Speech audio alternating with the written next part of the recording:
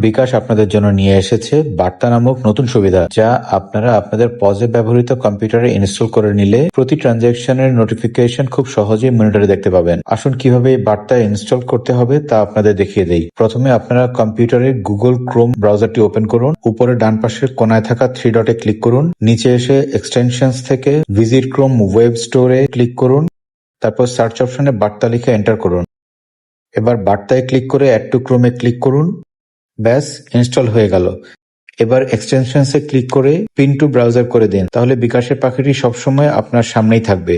এবার এই পাখিতে ক্লিক করে আপনার বিকাশ মার্চেন্ট নাম্বারটি লিখে সেন্ড ওটিপিতে ক্লিক করুন। আপনার মোবাইলে আসা ওটিপি দিয়ে কনফার্মে ক্লিক করা মাত্রই আপনার বার্তাও অ্যাক্টিভ হয়ে যাবে। তারপর যে কোনো সময় পেমেন্ট আসলেই মনিটরের নিচে ডান পাশে নোটিফিকেশন দেখতে পাবেন। এছাড়াও যে কোনো সময়ে উপরের পিন করা বিকাশ পাখিতে ক্লিক করলেই ট্রানজাকশন দেখতে পাবেন। খেয়াল রাখবেন, অ্যাক্টিভেশনের সময় ওটিপি মাত্র 30 সেকেন্ড সময়ের জন্য আসে। এই 30 সেকেন্ড সময়ের মধ্যে ওটিপি বসিয়ে বার্তা অ্যাক্টিভ করতে হয়। কোনো কারণে যদি সময় মতো ওটিপি বসাতে না পারেন, তাহলে রিসেন্ড ওটিপিতে ক্লিক করে আবার ওটিপি পেতে পারেন। একদিনে সর্বোচ্চ 4 বার ওটিপি আনতে পারবেন। আশা করছি বার্তা ইনস্টলেশন করার পর আপনাদের বিকাশ ট্রানজাকশন ভেরিফিকেশন আরো সহজতর হয়ে উঠবে।